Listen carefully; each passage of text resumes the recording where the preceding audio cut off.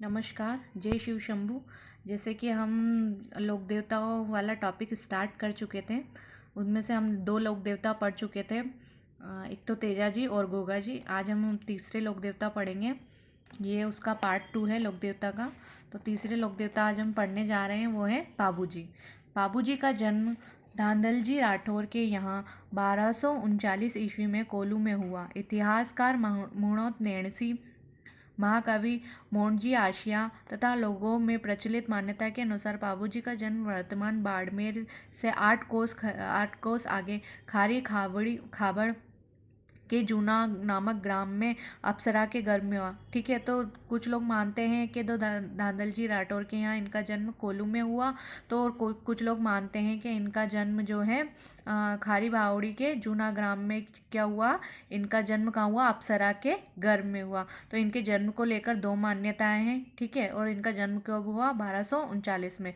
बाबू जी का विवाह अमरकोट के सूरजमल सोडा की पुत्री सोडी के साथ हुआ। इनका विवाह किसके साथ हुआ था, सूरजमल सोडा की पुत्री सोडी के साथ। विवाह के मध्य में ही उनके प्रतिद्वंदी बहनोई जायल नागौर नरेश जिंदराव खींची ने पूर्व वेर के कारण देवल चाड़नी। ठीक है, अब हमने कल भी पढ़ा था, जैसे कि हमने देखा था कि जो तेजा जी हैं उनका संबंध किसकी गायों से था, लाछा गुजरी की गायों से।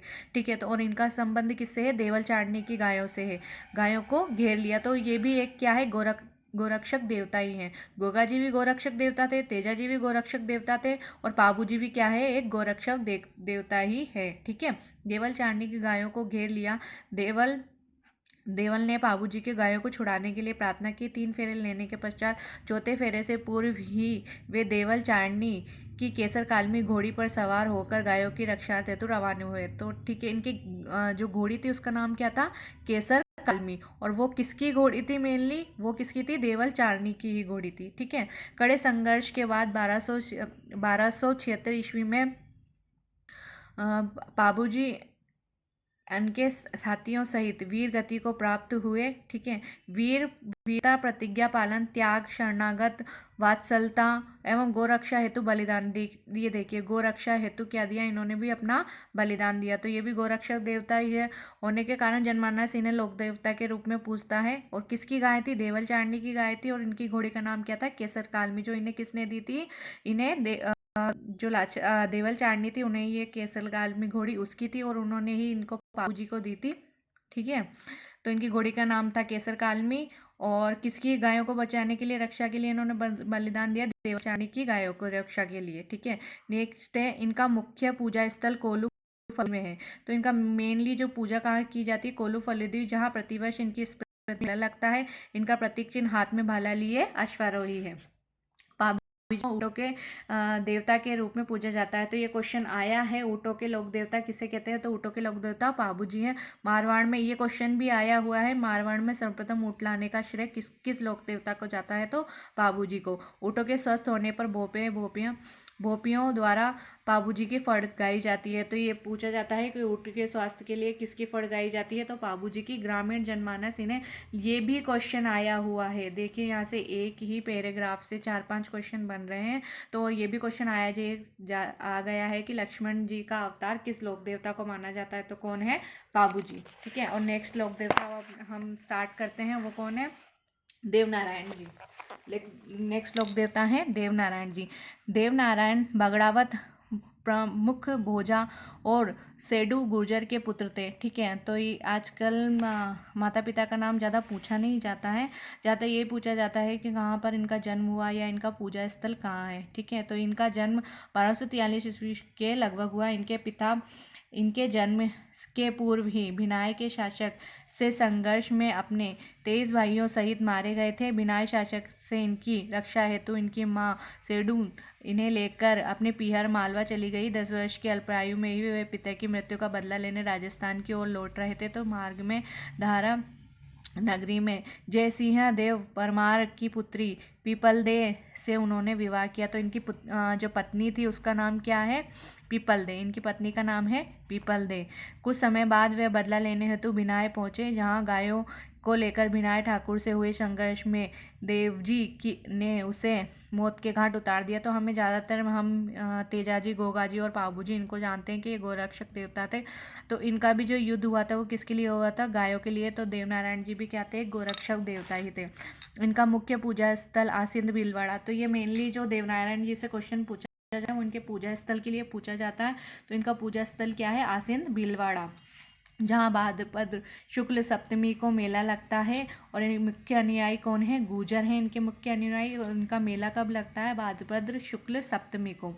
जो देवजी की फड़ व देवजी के बगड़ावतों के संबंध काव्य बगड़ावत के गायन द्वारा इनका यशोगान करते हैं। किंवदंती है कि हर रात 3 पहर गाए जाने पर यह 6 माह में पूर्ण होता है। तो मेनली इनके जो पूजा स्थल है वहीं से क्वेश्चन आता है, और या फिर इनका मेला कब लगता है। ठीक है, अब नेक्स्ट हम लोक देवता पढ़ते हैं मल्लीनाथ जी। मल्लीनाथ जी का जन्म मारवाड़ के रावल सलखा और जाड़ीदे के ज्येष्ठ पुत्र के रूप में 1358 ईस्वी में हुआ। पिता की मृत्यु के पश्चात वे चाचा कानाड़देव के यहाँ महेवा में शासन प्रबंधन देखने लगे। चाचा कानाड़देव की मृत्यु के बाद वे 1374 ईस्वी में महेवा के स्वामी बन गए। राज्य विस्तार के क्रम में 1378 ईस्वी में फिरोज तुगलक, ठीक है, ये कौन है? फिरोज तुगलक। तो मेन ये क्वेश्चन आता है कि किसके समकालीन थे या किसके समकालीन नहीं थे। तो ये इसमें क्या है? फिरोज तुगलक के मालवा के सूबेदार निजामुद्दीन की सेना को इन्होंने मार भगाया। ठीक है, ये क्वेश्चन आता है कि कौन से शासक? एक तो हमने क्या देखा था? गोगाजी को देखा था। गोगाजी किसके समकालीन थे? तो देखिए, गोगाजी थे महमूद गजनवी के शासनकालीन। और एक और क्या, कौन से दूसरे कौन से हो गए? मल्लीनाथ जी। मल्लीनाथ जी किसके समकालीन? फिरोज शाह तुगलक। अपनी रानी रूपादे की प्रेरणा से वे 1300 अपनी रानी की प्रेरणा से वह 1389 ईस्वी में उगमसी बाटी के शिष्य बन गए और योग साधना की दीक्षा प्राप्त की। किंवदंती के अनुसार वे भविष्य दृष्टा एवं देवताओं की तरह चमत्कार प्राप्त सिद्ध पुरुष बन गए। मल्लीनाथ जी ने मारवाड़ के सारे संतों को एकत्रित करके 1399 ईस्वी में एक बृहद हरि कीर्तन आयोजन किया। तो ये क्वेश्चन आता है कि सारे संतों को एकत्रित किसने किया मारवाड़ में, और हरि कीर्तन का आयोजन किसने किया? तो वो कौन थे? मल्लीनाथ जी। इसी वर्ष चैत्र शुक्ल द्वितीया को इनका स्वर्गवास हो गया। लूनी नदी के तटवर्ती तिलवाड़ा बाड़मेर गांव में इनका मंदिर है। तो ये क्वेश्चन जैसे पूछा जाता है देवनारायण जी के लिए कि उनका पूजा स्थल कौन सा? आसीन भीलवाड़ा। वैसे ही मल्लीनाथ जी के लिए भी ये मोस्टली यहाँ से क्वेश्चन आता है कि लूनी नदी के तटवर्ती तट पर तिलवाड़ा बाड़मेर में किस लोक देवता का मंदिर है, या फिर किस लोक देव जो मल्लीनाथ जी हैं उनका मंदिर कहाँ पर स्थित है। ठीक है, जहाँ प्रतिवर्ष चैत्र शुक्ल एकादशी से चैत्र शुक्ल एकादशी तक विराट पशु मेला। तो देखिए, ये पशु मेला एक यहाँ भी आ गया कि ये पशु मेला लगता है। एक पशु मेले के बारे में हमने किस में पढ़ा था? तेजा जी के बारे में पढ़ा था कि उनके पशु मेला लगता है, और एक पर्वतसर में लगता है उनका पशु मेला। और कब लगता है? तेरह दशमी के दिन, भाद्रपद शुक्ल की दशमी के दिन उनका मेला लगता है। ठीक है, और इनका जो है पशु मेला कब से कब तक लगता है? प्रतिवर्ष चैत्र शुक्ल एकादशी से चैत्र शुक्ल एकादशी तक क्या लगता है? पशु मेला। जोधपुर के पश्चिमी परगने का नामकरण नीनी के नाम पर मालानी किया गया है। तो ये क्वेश्चन आ सकता है कि जोधपुर के परगने का नामकरण किनके नाम पर मालानी, किस लोक देवता के नाम पर मालानी किया गया? इनकी आज भी मालानी बाड़मेर में अत्यधिक मान्यता है। तो इनके मालानी की क्या है? बाड़मेर में आज भी मान्यता होते हैं। नेक्स्ट हमारे जो लोक देवता है वो हैं रामदेव जी। रामदेव जी इम्पोर्टेंट है। तंवर वंशीय अजमाल जी और मेणादे के पुत्र रामदेव जी का जन्म बाड़मेर जिले की शिव तहसील के उंडू काश्मीर गांव में हुआ। तो ये क्वेश्चन आता है कि रामदेव जी का जन्म कहाँ हुआ? उंडू काश्मीर। और इनके माता पिता का नाम भी आ जाता है। इनके पिता का नाम अजमाल जी और माता का नाम क्या था? मेणादे। इन्हें मल्लीनाथ के समकालीन। तो ये किसके समकालीन थे? मल्लीनाथ के। रामदेव जी किसके समकालीन थे? मल्लीनाथ जी जो हमारे लोक देवता हैं उनके समकालीन थे। बालपन में ही इन्होंने पोकरण क्षेत्र में मल्लीनाथ जी से प्राप्त करने के पश्चात यहाँ भैरव नामक क्रूर व्यक्ति का अंत करके अराजकता एवं आतंक खत्म किया। इनका विवाह अमरकोट के दलजी सोडा की पुत्री नेतल दे से हुआ। तो इनकी जो बीवी थी उनका नाम क्या था? नेतल दे। अपनी भतीजी को पोकरण दहेज में दे देने के कारण इन्होंने रामदेवरा रोणेचा गांव बसाया। तो इन्होंने कौन सा गांव बसाया था? रामदेवरा रोणेचा। और वहीं 1458 ईस्वी में भाद्रपद शुक्ल एकादशी को जीवित समाधि ली। तो क्वेश्चन आता है कि ऐसे कौन से लोक देवता है जिन्होंने जीवित समाधि ली, तो कौन है? रामदेव जी। और कब ली? भाद्रपद शुक्ल एकादशी को। यहाँ भाद्रपद शुक्ल द्वितीया को विशाल मेला लगता है। सांप्रदायिक सद्भावना के इस मेले की मुख्य विशेषता है। तो यहाँ मेला कब लगता है? कहाँ पर? रुणेचा में रामदेवरा। भाद्रपद शुक्ल द्वितीया को इनका मेला लगता है। और ये क्या है? ये भी सांप्रदायिक सद्भावना वाले क्या है? एक लोक देवता है। नेक्स्ट है, इसमें ही पढ़ते हैं हम रामदेव जी में। हिंदू जहाँ श्री कृष्ण का अवतार के रूप में इनके, तो हिंदू क्या है? इनको क्या मानते हैं? श्री कृष्ण का अवतार मानते हैं, ठीक है। और वहीं मुसलमान इन्हें रामसा पीर के रूप में रामदेव जी को पूजते हैं, ठीक है। तो एक क्वेश्चन आया था कि वो लक्ष्मण जी का अवतार किस है? जैसे कि हमने इसमें देखा था, लक्ष्मण जी का अवतार किसको माना था? बाबू जी को। और कृष्ण जी का अवतार किसको मान रहे हैं? कृष्ण जी का अवतार माना गया है, रामदेव जी को किसका अवतार माना गया है? कृष्ण जी का अवतार माना गया है। और नेक्स्ट है, मुस्लिम इन्हें किस नाम से जानते हैं? रामसा पीर के नाम से इन्हें जानते हैं। सामान्यतः वृक्ष के नीचे चबूतरे पर रामदेव जी के प्रतीक चिन्ह पगलिया के स्थापित किए जाते हैं। वे स्थान थान कहलाते हैं। तो इनके स्थान को क्या कहते हैं? क्वेश्चन आया हुआ है, थान।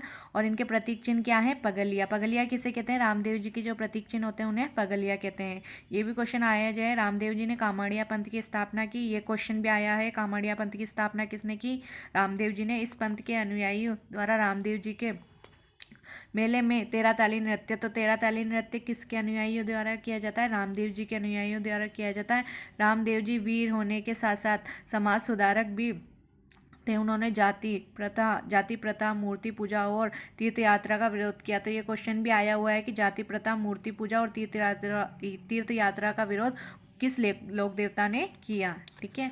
अब नेक्स्ट है हमारे मेहाजी मांगलिया। मेहाजी मांगलिया राजस्थान के पंचपीरों में गिने जाते हैं। वे राव चूड़ा के समकालीन थे। तो देखिए ये क्वेश्चन आया हुआ है कि जो मेहाजी मांगलिया थे वो किस शासक के समकालीन थे? राव चूड़ा के समकालीन थे। इनका जन्म पवार क्षत्रिय परिवार में हुआ था, किंतु लालन पालन अपने ननिहाल में मांगलिया गोत्र में हुआ था, इसलिए ये मेहाजी मांगलिया के नाम से प्रसिद्ध हैं। इनके स्वाभिमानी स्वभाव के कारण इनके अनेक शत्रु हो गए। अंत में जैसलमेर के राव रणकदेव भाटी से युद्ध करते हुए वीरगति को प्राप्त हुए। वे अच्छे शकुन शास्त्री थे। तो ये क्वेश्चन आया हुआ है कि कौन से लोक देवता शकुन शास्त्री का ज्ञान था? तो कौन थे? मेहाजी मांगलिया। लोगों की सेवा सहायता करने और उन्हें संरक्षण देने के कारण वे लोक देवता के रूप में पूजे गए। बापड़ी में इनका मंदिर है जहाँ भाद्रपद कृष्ण अष्टमी को मेला लगता है। तो ये बापड़ी में इनका मंदिर कहाँ है? बापड़ी में। और मेला कब लगता है इनका? भाद्रपद कृष्ण अष्टमी को। तो ज़्यादातर जो लोक देवता है उनका जो भी जन्म स्थान है या मेला है या फिर जो उनकी तिथि है, सब कब आते हैं? भाद्रपद महीने में ही आते हैं, ठीक है। नेक्स्ट है हरबुजी। हरबुजी बुंडेल नागौर के महाराजा सांकला के पुत्र और राव जोधा के समकालीन थे। अपने पिता की मृत्यु के पश्चात वे बुंडे छोड़कर हरभम जाल में आकर रहने लगे। यहाँ रामदेव जी की प्रेरणा से उन्होंने अस्त्र शस्त्र त्याग कर अपने गुरु बालीनाथ जी से दीक्षा ली। तो जो हरबुजी थे उनका गुरु का नाम था बालीनाथ जी। ये क्वेश्चन आया हुआ है, हरबुजी के गुरु का नाम क्या था? बालीनाथ जी।